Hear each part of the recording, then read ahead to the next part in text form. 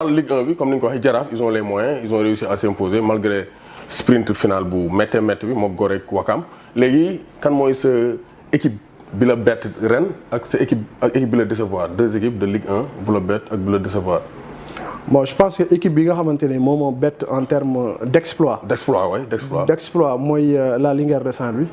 Parce que Linguère nekkoon na benn moment boo xamante ne position bu xaw a jafe. Le fait que ñu génn ci. Ba yëkkatiku. Équipe bi assuré li nga xamante ne mooy maintien te dem nañ benn moment ba ñuy xëccoo sax première place yi. Effectivement. Donc sursaut boobu noonu je pense que la Linguère de Saint-Louis ils ont compris parce que l'arrivée du président Ba après dañoo gis ni que Amara il était en retrait. Mais à un moment quand ils ont senti que l'équipe doxul woon. Amara a signé son retour. Loolu aussi ça pose le débat sur ñi nga xamante ne ñoom ñooy manager équipe yi. Kenn mën na fi nekk. mu baax même bu nekkee dañ ko gagné wala mu def retrait boo ko soxlaa aussi war nga mën a recourir à lui. bu ko defee ngeen xam ni que yéen ñëpp vous tirez dans le même sens parce que la Linguère de Saint-Louis c'est une équipe de région. C'est une équipe presque pratiquement du pôle Nord. Aujourd'hui bu nekkee l'ASAC Ndiambour wàcc na. La Linguère de Saint-Louis wàcc na pratiquement la zone nord dañ koy exclure ci li nga xam moom mooy football. Donc bu ma xoolee daal ci résultats yi. La Linguère de Saint-Louis nekk na équipe boo xamante ne daf ma bett positivement.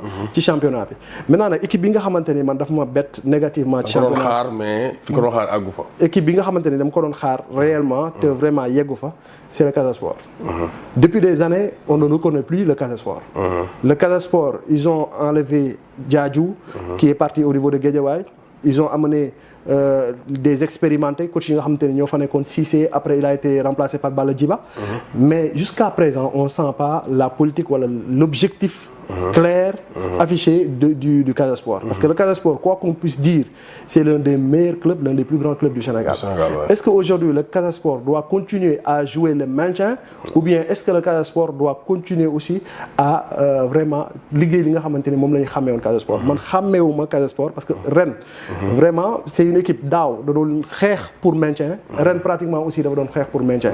Aujourd'hui une région comme la région de Ziguinchor même si il y a aussi une autre équipe bi nga xamante ni moom moo fa nekk SMA FC qui a changé de nom parce que c'était Gazelle de Bignona. SMA pratiquement mënoon na yëg Ligue 1. Aujourd'hui est-ce que Casa Sport bu ñu continuer nii. suba duñu retrouver li nga xamante ni moom mooy la Ligue 2 man na nekk na équipe boo xamante ni vraiment xaaroon naa ko. parce que ginnaaw daaw demoon nañ ba ñuy waaj a wàcc. pour man ren bu ñu ñëwee dañuy ñëw ak beneen engouement.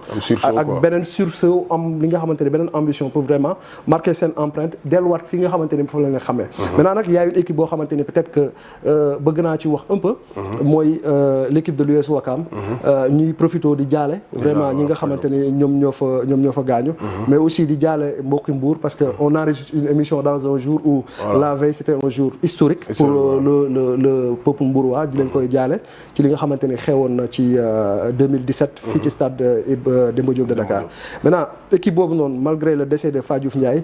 on a vraiment vu que Moussa Diatta depuis son arrivée il a eu Djibi Ndoye il a eu des Bonaventure Fonseca.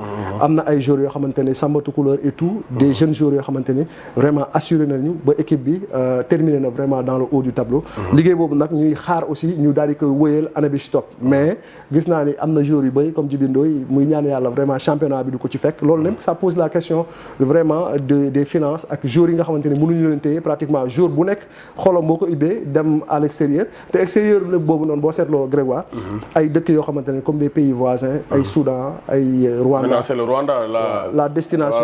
la destination Al Hilal Soudan. Il y a un peu de retrait avec les problèmes politiques mais maintenant c'est le Rwanda la Tanzanie donc c'est un peu compliqué la situation financière donc ici ne permet pas aux joueurs quand même parce que les joueurs veulent quand même donc gérer leur famille gérer leur carrière donc s'ils ont des opportunités donc ils vont partir maintenant par rapport à la Ligue 2 on a vu un sprint SMA donc Cambérène et Stade de Mbour a flanché mais SMA n'a pas réussi à le dépasser maintenant Cambérène ils ont assuré Cambérène donc comment avez-vous jugé donc le sprint la lutte pour le titre pour la Ligue 2? Je pense que Cambérène ñu bëri xaaruñu woon Cambérène. les gens dañ daan xaar bu baax équipe yi nga xamante ni moom mooy SMA FC ak AS Douane. ñoom la ñu gënoon xaar. donc Cambérène xaaruñu ko woon même le stade de Mbour prévoirul woon Cambérène ci ay affaire am. donc boo xoolee Cambérène ci dernier 5 journées yi. la daal di affiché li nga xamante ni moom mooy volonté am c'est une équipe boo xamante ni qui est très soudée. malgré c'est un petit quartier c'est dëkk bu ndaw la.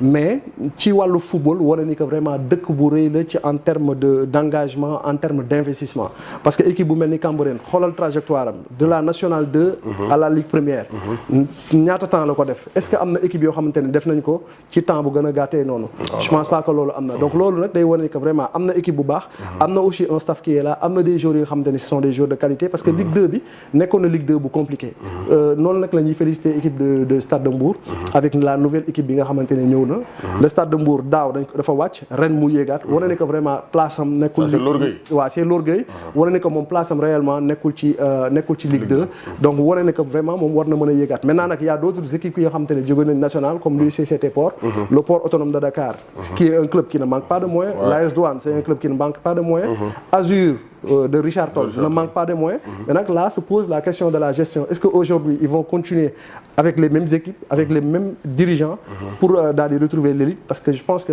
équipe bu nekkee am na moyen am na yeneen moyens nga xamante ni moo war na ko indiwaat mooy des ressources humaines de qualité. Voilà c'est ça donc et ces équipes-là auront ces ressources humaines de qualité pour donc revenir sur le voilà donc dans le très haut niveau du football sénégalais en Ligue 1 surtout comme l'US Port c'est une grande équipe donc Douane aussi ils doivent revenir donc vraiment on attend le retour de ces grandes équipes-là dans l'élite sénégalaise. Maintenant, on va terminer avec le football local, avec le CHAN qui va démarrer le 2 août. On a vu la sélection qui a fait polémique parce que le meilleur buteur du championnat, Pape Doudou Diallo de la Linguère, n'a pas été sélectionné. Comment voyez-vous l'absence du meilleur buteur? Je pense que ce sont des choix qui ont été opérés par Souleymane Diallo.